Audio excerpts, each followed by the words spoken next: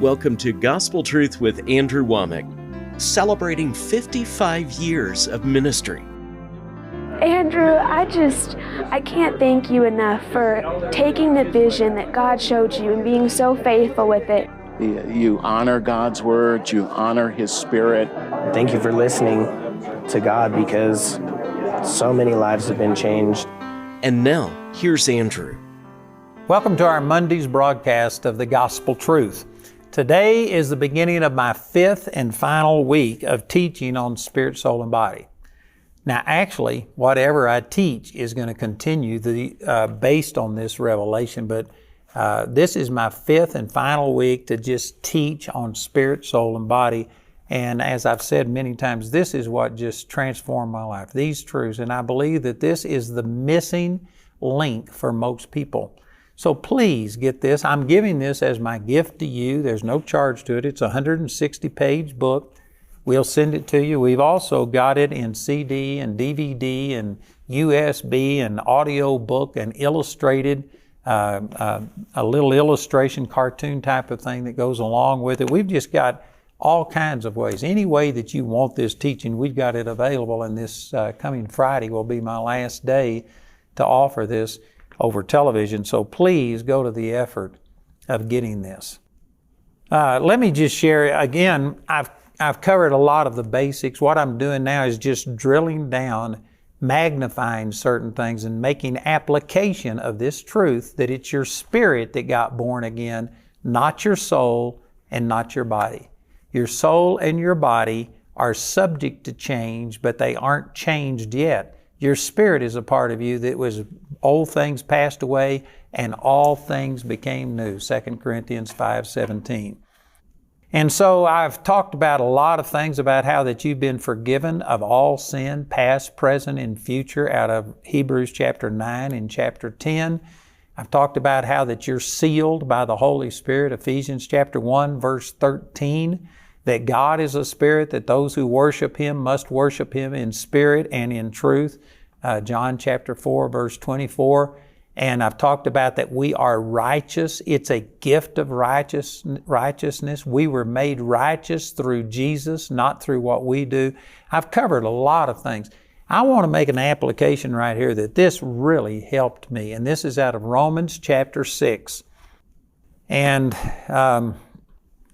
again, the book of Romans is Paul's masterpiece on grace. He's showing that it's what Jesus did for us and not what we do for Jesus that is the power of God. He starts in Romans 1:16, that the gospel is the power of God unto salvation to everyone that believes, to the Jew first and also to the Greek. For therein is the righteousness of God revealed from faith to faith, as it is written, the just shall live by faith. So right there in Romans 1:16, he makes radical statements about the good news, the gospel of Jesus Christ, which in the religious tradition of his day, as well as the religious tradition of our day, there isn't a lot of good news. They'll say that, yes, God can do anything. He can deliver, heal, prosper, but it's all based on how holy you live. And that makes it all bad news, because even though God has this available, we know that we aren't worthy. But the good news is that you don't get it based on what you do. You get it based on what Jesus did. And so that's what he began to teach, and he goes and uses Abraham and David as examples. And he brings the people to a place that at the end of chapter 5, matter of fact, on last Friday's programs, I was using these exact verses. Let me just read a couple of these. It says in verse 19, for as by one man's disobedience many were made sinners, so by the obedience of one shall many be made righteous. You are made righteous not through you, what you do, not according to your actions, but through one man, talking about Jesus. You were made righteous. In verse 20, moreover, the law entered that the offense might abound, but where sin abounded, grace did much more abound. And so this is just saying multiple times in the end of this that you are made righteous through what Jesus did. And so if you preach the same gospel that the Apostle Paul preached, there are 4 times, twice right here in Romans chapter 6, and then over in Galatians it says it 2 more times. But he comes to this place and he says, what shall we say then? Romans 6:1. What shall we say then? Shall we continue in sin that grace may abound? This question came up 4 different times in Paul's teaching. And the answer is, he says, God forbid. How shall we that are dead to sin live any longer therein? No, he is not teaching that because we are righteous through what Jesus did that we can just go live in sin. I'm not preaching that. But if that question never comes up, then you haven't heard the same gospel that the Apostle Paul preached, because it came up 4 times in his writings. And it does make a logical sense that if we are totally forgiven of all sin, past, present, and future, I taught on that 2 weeks ago, Hebrews chapter 9 and chapter 10. If we're forgiven of all sin, even the ones that we haven't committed, does that mean we can just go live in sin? No, that's not what that says. If you understand the love of God, the grace of God that He's extended towards us, that will cause you to live holier accidentally than you ever have on purpose before. It will just captivate your heart and you will wind up serving God. You won't do it perfectly because none of us are perfect, and when you do fail, there is plenty of grace to cover it. But I guarantee you, any person who would say that, man, I'm free in Christ to just go live in sin, you don't even know Christ. That's a big statement. But I believe that that's true. So he says, what shall we say then? Shall we continue in sin that grace may abound? God forbid. How shall we that are dead to sin live any longer therein? What does it mean that we are dead to sin? This doesn't mean we're incapable of sin. Man, there are many scriptures I could use, but all throughout the New Testament, there are examples of people who were truly born again, and yet they were rebuked for doing the wrong thing, and God accepted them and loved them. They did not lose their salvation. Just by observation, all of us can tell that we sin. We fall short. Sin is not only when you make a direct transgression against one of the big 10, like the 10 Commandments, but it says in James 4:17, to him that knows to do good and does it not, to him it is sin. Romans 14:23 says, whatsoever is not of faith is sin. So anytime you know you're supposed to be doing better than you're doing and you fail, that's sin. Anytime that you aren't in faith, that is sin. And so if you use the Bible definition of what sin is, all of us sin and we come short. But what does it mean when it says we are dead to sin? That's talking about this new born-again spirit. Let me turn over to 1 John chapter 3 and read something to you that used to be a real problem to me, but this teaching on spirit, soul, and body explained it to me. Right here in 1 John chapter 3 and in verse 8, it says, he that committeth sin is of the devil, for the devil sinneth from the beginning. For this purpose the Son of God was manifested, that He might destroy the works of the devil. And then it says in verse 9, whosoever is born of God doth not commit sin, for his seed remaineth in him, and he cannot sin because he is born of God.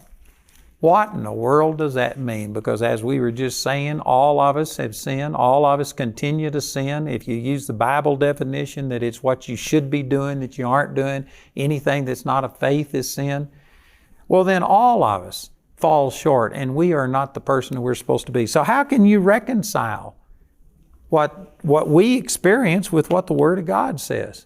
To me, the key is this teaching right here, spirit, soul, and body. Your spirit is the only part of you that is born of God. Whatsoever is born of God doth not commit sin. For his seed remaineth in him, and he cannot sin because he is born of God. Your spirit is the only part of you that is born of God. Your body is not born of God. Someday you're going to get a glorified body that will be born of God, and it'll be perfect. Someday you'll get a glorified soul where you'll know all things the way that you should know. But right now, the only part of you that is born of God is your spirit, and it cannot sin. Man, that's awesome to me. I love that. And I used to struggle with that because I knew I was born of God. I had the witness within myself. Romans chapter 8, 1 John chapter 5 says we have a witness in ourselves and we know that we've passed from death unto life. I was in fellowship with the Lord and I knew that I knew God, and yet I failed and I didn't always operate in faith, and there was things I knew I was supposed to do that I wasn't doing correctly. And so because of it, I just was saying, God, I don't understand this, because it says if you're born of God, you cannot sin. The only part of you that is born of God is your spirit, and it is sinless, and it cannot sin. There is no sin. There is no propensity for sin on the inside of you. Man, that's awesome. That's awesome. And I know that there are people that have been trained under religion that you're saying, but wait a minute. I not only have my born again spirit, I've got this old sin nature on the inside of me, and man, it can sin. I don't believe you do. Let's go back to Romans chapter 6. It says, God forbid, how shall we that are dead to sin live any longer therein? Know ye not that so many of us as were baptized into Jesus Christ were baptized into His death? Therefore we are buried with Him by baptism into death, that like as Christ was raised up from the dead by the glory of the Father, even so we also should walk in newness of life. For if we have been planted together in the likeness of His death, we shall be also in the likeness of His resurrection, knowing this. You know, man, this is just all powerful, but let me break in right here and say that some people think that we still have a new nature and we've got the old sinful nature on the inside of us. Now, don't misunderstand. We were all born with a sinful nature. Psalms chapter 51, David said, in sin did my mother conceive me. And that's not talking about her conceiving David outside of marriage. It's just talking about that we were all born with a sin nature. Ephesians chapter 2 says we were by nature the children of wrath, even as others. And so every one of us was born with a sin nature. So I admit that yes, every person had a sin nature. But when you get born again, that old man died. And you know, there's some things I want to say here that are really not that complicated, but what makes it complicated, it is so against everything that is taught in most churches today. Matter of fact, even many translations, the NIV translation of Romans chapter 6 and chapter 7 totally misses this point. The NIV continually talks about our old sinful nature doing these things. These verses, I'm going to read them and go back through here, but this says that when you get born again, that old sinful nature is gone. You don't have a sinful nature if you've been born again. And I know some people are saying, oh, yes, I do, because you see it manifest so often. But that's what this is talking about. Your sinful nature has been gone and it's been replaced with a born again, brand new nature. But you aren't only a spirit, you got a soul, which is your mental, emotional part, and your body. And your soul is kind of like the operating program in a computer. Did you know a computer has a hard drive and it's got all of these things loaded on it, but it's your operating system. It's the software that makes you use that stuff. When we get born again, we got a brand new nature on the inside of us, but we've still got the old operating system. We've got to renew our mind. We got to reprogram ourselves. It is not a nature that compels you to live in sin as a Christian. It is an unrenewed mind. And this is exactly what Romans chapter 12 verses 1 and 2 says. It says, I beseech you therefore, brethren, by the mercies of God, that you present your bodies a living sacrifice, holy, acceptable unto Him, which is your reasonable service. And verse 2 says, and be not conformed to this world, but be ye transformed by the renewing of your mind, that you may prove what is that good and acceptable and perfect will of God. The way you get transformed is through the renewing of your mind. And yet the average Christian, what they're doing is saying, oh God, I just need more faith. God, I need joy. God, I need love. I've already taught on this in this series, but those things are already in your spirit. You don't need them to come from the outside. You need them to come from the inside, and they won't come from the inside until you renew your thinking. And as long as you think that, well, I'm just an old sinner saved by grace, I've still got this old sinful man on the inside of me, and it's compelling me to live in sin, then you might resist sin for a period of time. You may give token resistance to it, but after a while, you'll give in because that's the way you see yourself. I am an old sinner. This is who I am. I'm a drunk. I'm a drug addict. I'm a prostitute. I'm whatever. And this, you see that is your nature, and you may resist it and fight against it, but if the temptation continues, you'll give in because after all, that's the way you see yourself. But if you could see that, no, I am dead to sin. My new nature, it cannot sin. There is nothing compelling me to sin except an unrenewed mind. You know, right now, I button this shirt. I don't remember buttoning this shirt, to tell you the truth, but I know I did because nobody else dressed me.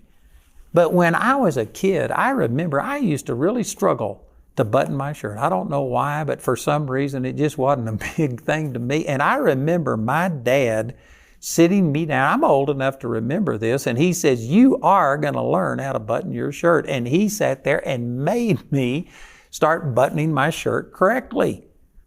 And so my point in bringing this up is to say that I don't even remember doing this. It's like it was my nature. It just happened automatically, but I can prove to you that it wasn't the way I was born. I remember having to learn how to do this, but I've done it so many times now that I can just do it, and it seems like it's my nature, but it's an acquired trait.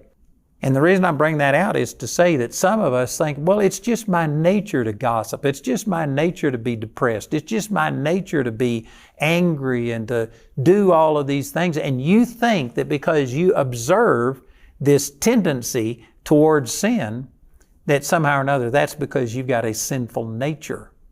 These scriptures are saying, no, that sinful nature is gone. But the only reason it seems like it's still, the propensity is still there, that you still are drawn towards it, is because you have trained yourself. You have taught yourself. You have programmed yourself how to live in sin. That old sinful nature that we had on the inside of us programmed us to be selfish, programmed us to be angry and to be bitter and to love money and being the root of all evil. It programmed all of these things. And even though you've now got a new nature, you're going to continue to function the way you were programmed until you reprogram it. That's what Romans chapter 12 verse 2 says. Be transformed by the renewing of your mind. You could say the reprogramming of your mind. The only reason that you are still living in sin, if you are a born-again Christian, is because you haven't reprogrammed yourself. Your nature is different and it cannot sin.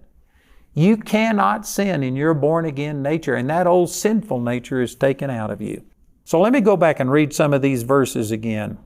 In verse 4 it says, therefore we are buried with Him by baptism into death, that like as Christ was raised up from the dead by the glory of the Father, even so we also should walk in newness of life.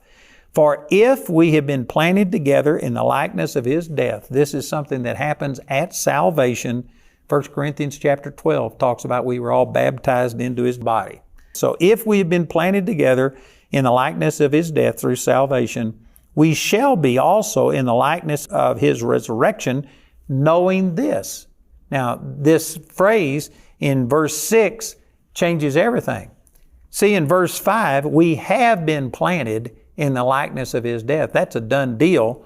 But walking in the likeness of His resurrection is dependent upon knowing this.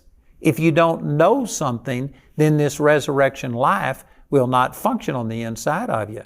So you've got to know the truth before you get made free.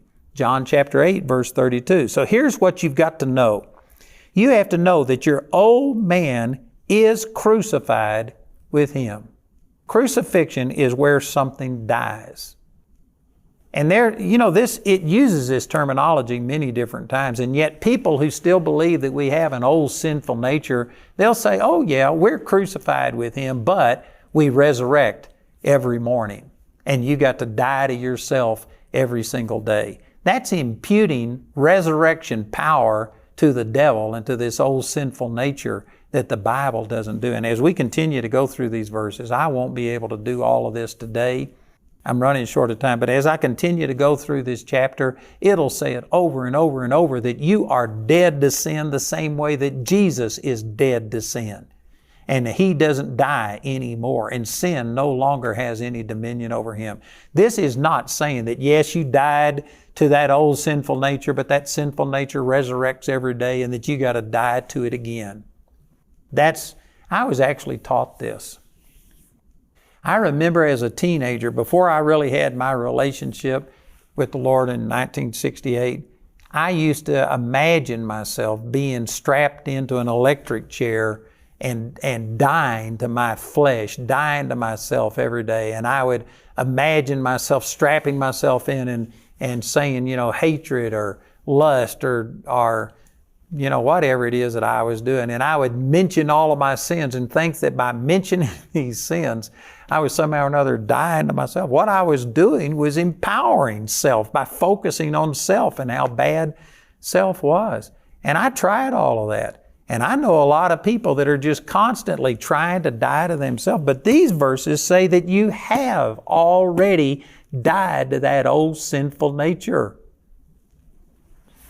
I know somebody's thinking, well, what about Paul saying I die daily? That's out of 1 Corinthians chapter 15. And if you take it in context, he was just saying, why even, put up with all of this? He says, I fought with beasts at Ephesus. I faced death constantly. Why do I do this if there isn't a resurrection? Because I die daily.